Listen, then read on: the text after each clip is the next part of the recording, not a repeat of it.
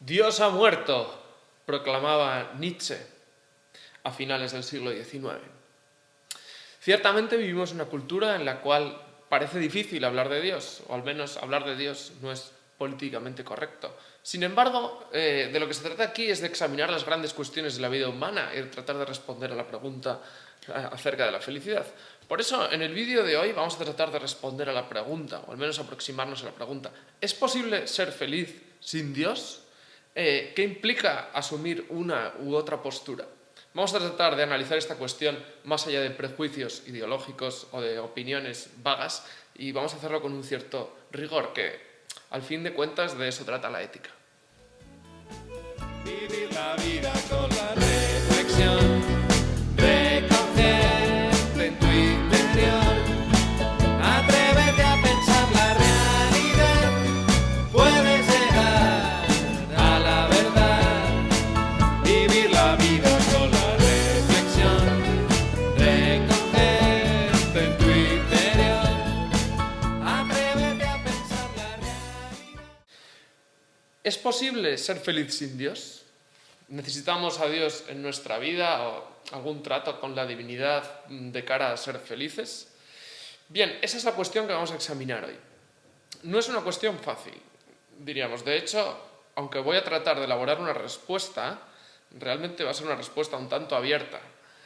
Va a ser un tanto abierta porque diríamos, a veces acerca de las grandes cuestiones de la vida humana no tenemos una certeza total y radical, pero sí que podemos, razonando, llegar a una a una respuesta por lo menos que sea bastante verosímil y bastante bien argumentada. Por eso, a la hora de preguntarse si es posible la felicidad con o sin Dios, hay que tener presente que cuando hablamos de felicidad hablamos de una plenitud, y que, según hemos tratado de explicar en algunos otros vídeos, esa plenitud tiene que ver con el desarrollo pleno del ser humano, es decir, el desarrollo pleno de las capacidades humanas. Por eso, en primer lugar, de lo que se trata es de examinar si el desarrollo pleno humano requiere de Dios o no. Es decir, si yo, en orden a ser un ser humano, pero igual ya más que un ser humano, fulanito de tal, ¿no? Manolo Cruz, pleno, yo necesito de Dios, o puedo llegar a ser un Manolo Cruz pleno sin Dios. Es decir, si la idea de Dios pues me añade algo, o quizás me lo quita, o quizás pues no es para nada necesario. Bien, voy a presentar primero una serie de argumentos por los cuales podríamos pensar que no es necesario. Es decir, que yo puedo ser perfectamente feliz y armar una vida plena sin trato con Dios o sin esa lo que llamamos esa apertura a la trascendencia. Bien, a mi modo de ver hay dos argumentos fundamentales, ¿no?, que podrían apoyar esta tesis, ¿no?, de que Dios no es necesario. El primero es que la felicidad es fundamentalmente una cuestión humana y la plenitud humana no necesita de Dios. Es decir, yo puedo llegar a ser plenamente ser humano sin trato con Dios, sin esa apertura a algo trascendente, entre otras cosas porque a lo mejor Dios no existe. Entonces, pretender que yo alcance una plenitud tratando algo que no existe, diríamos, no tiene mucho sentido. Claro, diríamos, esto me parece que supone una visión del hombre, en la cual no hay apertura a la trascendencia. Esto, a mi modo de ver, tiene ciertos problemas, porque evidentemente hay muchas cosas que yo puedo explicar sin recurrir a la trascendencia, pero hay cosas que son difícilmente explicables. En concreto pienso el conocimiento y el amor, ¿no? Porque cuando conocer parece que es algo inmaterial, amar también es algo inmaterial, y parece que el conocimiento y el amor al menos nos abren unas realidades que no son puramente físicas. Bien, eso no demuestra que Dios existe, ciertamente, ¿no? Pero bueno, sí que de alguna manera me parece que muestra que quizás pues, la plenitud humana parece que por lo menos está abierto a realidades que quizás no son estrictamente físicas. Otro argumento, y es un argumento importante, es que alguien podría decir, hombre, pues no hace falta postular a Dios para obrar bien o para obrar mal. Es decir, para articular una ética, yo no necesito la idea de Dios. Es más, alguien podría decir, en el fondo, postulando la idea de Dios, lo que hago es pervertir de algún modo la ética, porque señalaría un motivo que está como más allá del mundo, que es Dios, para obrar el bien y el mal, en vez de obrar el bien y el mal por sí mismos y porque, ¿no? Es decir, pues yo hago esto porque me parece que es bueno, hago esto porque me parece que es malo, más allá de que haya un Dios que me vaya a castigar o vaya a haber un premio en una vida más allá. Bien, entonces diríamos, hombre, ciertamente pues se puede articular una ética, al menos hasta cierto punto, sin Dios, ¿no? Es decir, pues yo puedo tratar de estudiar qué es lo bueno o lo malo en el hombre, lo que realmente le conviene, y quizás no hace falta hablar de Dios pues para hablar de lo bueno y lo malo, y por lo tanto, diríamos, en último término, una persona puede ser feliz si obra el bien y hace lo que le conviene y alcanza una plenitud humana al margen de Dios. Esto sería fundamentalmente la postura que diría, no es necesario. Pero, diríamos, también tendríamos una serie de argumentos a favor de decir, no, quizás es necesario admitir a Dios, ¿no? Es muy difícil llegar a la plenitud humana y a la felicidad sin Dios, ¿no? El primer argumento, casi ya que lo he dicho, es que el desarrollo pleno humano parecería implicar una relación con Dios, ¿no? Esto sería, es que si yo quiero desarrollarme plenamente como ser humano, el ser humano tiene una apertura a la trascendencia, por lo tanto, si no se abre la trascendencia, si no trata a Dios, parece que hay algo humano que no se desarrolla bien. Y por lo tanto, diríamos, no puede ser feliz sin Dios, ¿no? De alguna manera, esto es un poco visión de, hombre, pues sí, te puede ir bien en la vida, puedes tener riquezas, puedes disfrutar más o menos, pues formar una familia, conseguir un buen trabajo, pero aunque consigas todo eso, al final vas a necesitar algo más, ¿no? Un trato con algo que diríamos, ninguna de esas cosas termina de colmar. Bien, esto es muy discutible. A mí personalmente, pero quizás esto ya es una cuestión más personal, me parece que es muy difícil como llegar a esa plenitud total si no hay un objeto pleno, total, que realmente colme nuestras aspiraciones humanas. Hablaremos de esto un poco después. El segundo argumento, pues, que me parece que lo dice que lo articula bien Kant.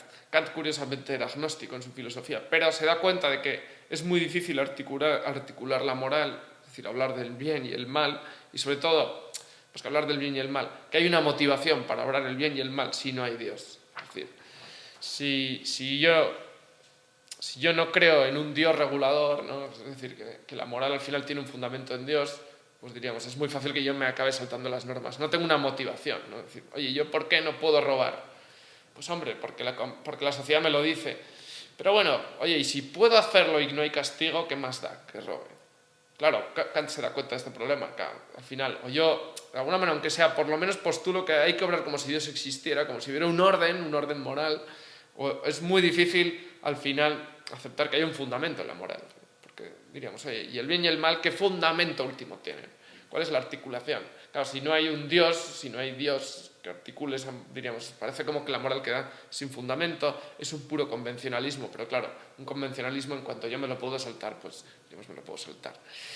Y me lo puedo saltar y por lo tanto, diríamos, nos lo acabaríamos saltando. Por lo tanto, piensa Kant, parece que hace falta garantizar a Dios, ¿no? Para que haya moral.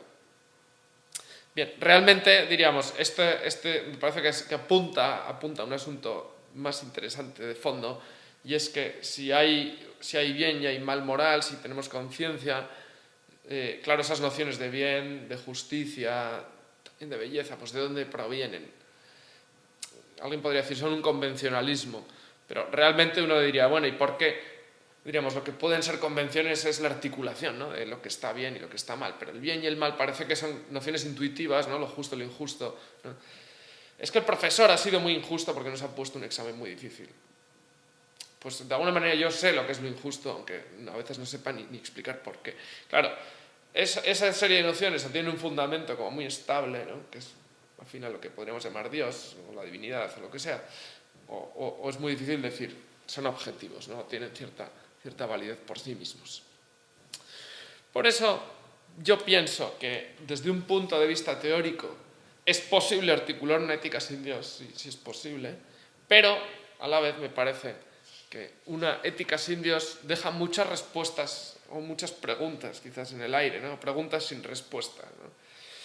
Y por eso mismo simplemente quería traer a colación brevemente el pensamiento de Sartre, ¿no? o algo algo acerca de lo cual Sartre se da cuenta y que me parece que es interesante para esta cuestión.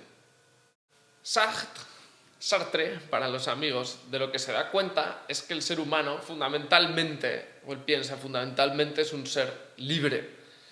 Y eso es lo que llama el ser que es para sí, ¿no? Y frente a ese ser libre, ¿no?, que somos los seres humanos, pues tenemos un mundo enfrente que es el ser para sí, que es un mundo que no es libre, que está todo determinado. Y claro, él piensa, la frustración del ser humano es que es un ser libre, tiene deseos, le gustaría realizarlos, pero como el mundo está determinado, el mundo no puede ser como a él le gustaría.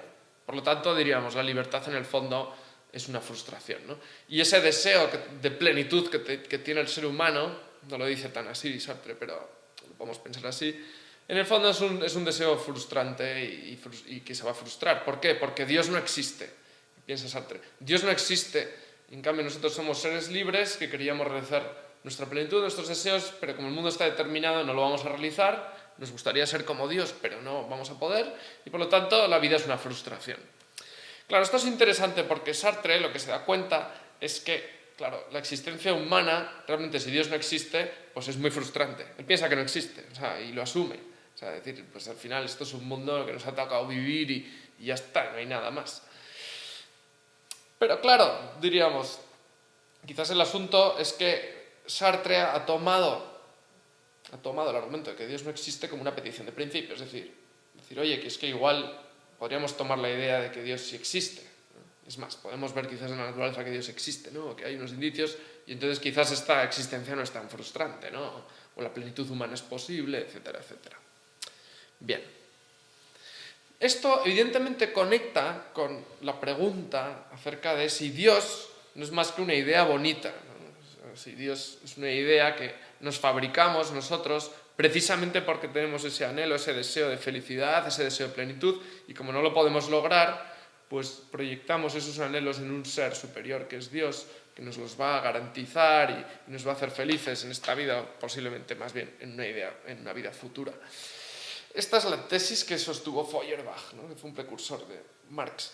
Y él decía, bueno, en el fondo la idea de Dios eso, no es más que un objeto que nosotros fabricamos, una idea que nos ayuda a vivir un poco tranquilos, pero que en el fondo es falsa.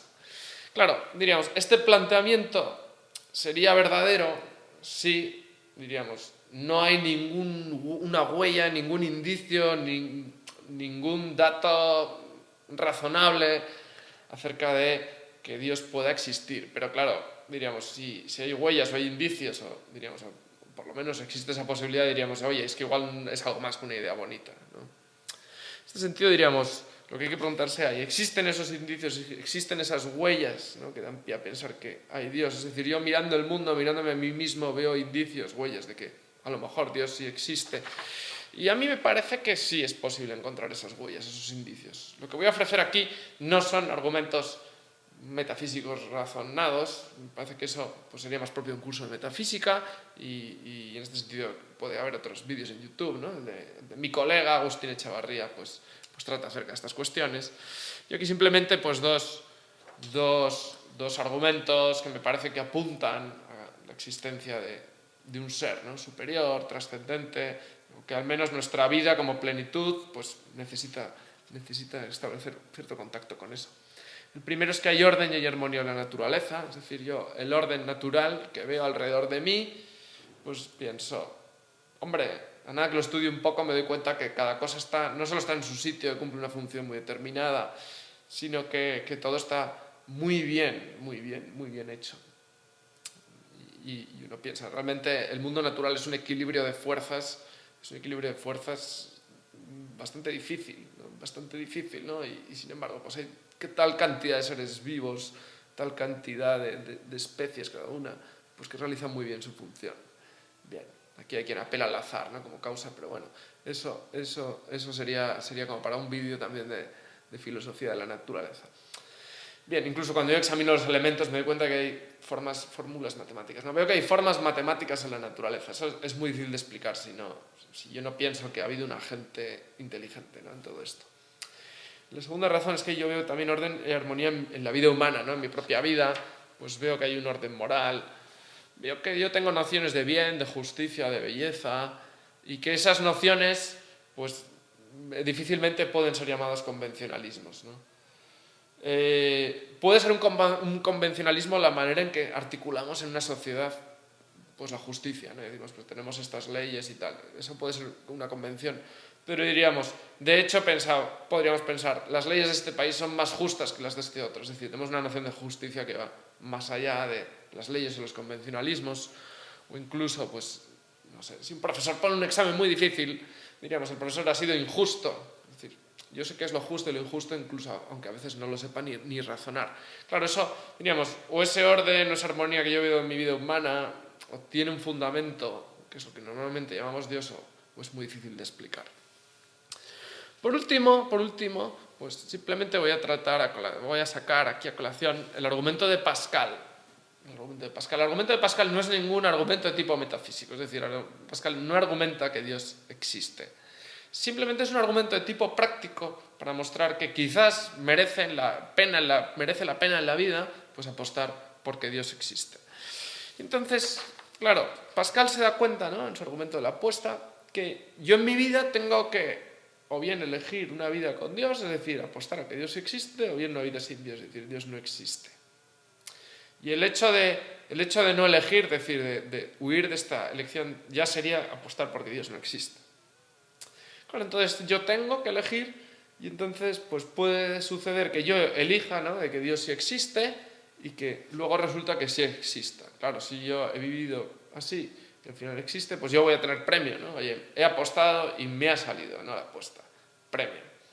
Si yo apuesto a que Dios existe y al final no existe, piensa Pascal, tampoco pasa nada, porque si al final no hay nada, pues tampoco has perdido nada. Es más, piensa Pascal, en el fondo te habrá merecido más o menos la pena, porque habrás vivido una vida pues contento, alegre, pensando que Dios existe, y habrás cultivado la virtud y habrás llegado a una plenitud vital. ¿Qué pasa si yo pienso que Dios no existe y al final sí existe? Pues, hombre, que lo pierda, ¿no? Que pierdo, o sea, he perdido la apuesta. He apostado a que no y ha salido que sí. Pues estoy en un problema, ¿no? He perdido la apuesta. ¿Y qué pasa si yo apuesto a que Dios no existe y al final no existe? Pues piensa Pascal, tampoco pierdo nada. O sea, no, oye, aposté que no y ha salido que no. Ningún problema. No he perdido nada, tampoco he ganado nada. Vale. Pero claro, diríamos, desde el punto de vista práctico, piensa Pascal, siempre me va a compensar apostar a que sí existe, porque en el mejor de los casos en el peor de los casos no pierdo nada y en el mejor de los casos gano. Es decir, por eso piensa Pascal, desde un punto de vista práctico de cálculo de probabilidades te merece la pena, ¿no? Siempre o ganas o no pierdes nada. Claro, diríamos, esto no demuestra que Dios existe. Esto, como mucho, lo que muestra es que la idea de Dios o vivir según Dios pues merece la pena, ¿no? Y que por lo menos no hace daño, ¿no? No hace daño.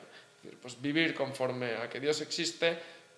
Hombre, en el peor de los casos uno puede decir, te has perdido muchas cosas importantes, ¿no? Muchas cosas en la vida.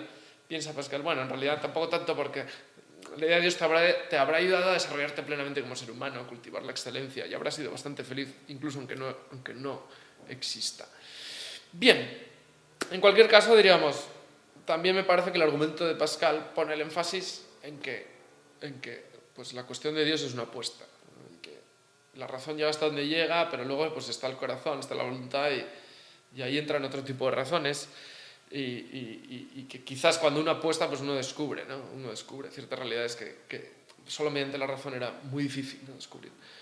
Bien, en cualquier caso, pues diríamos, la cuestión de la felicidad pues hay que buscarla, parece que Dios pues juega un papel importante en ella, y luego es una cuestión personal, ¿no?, saber cómo se articula eso en la propia vida.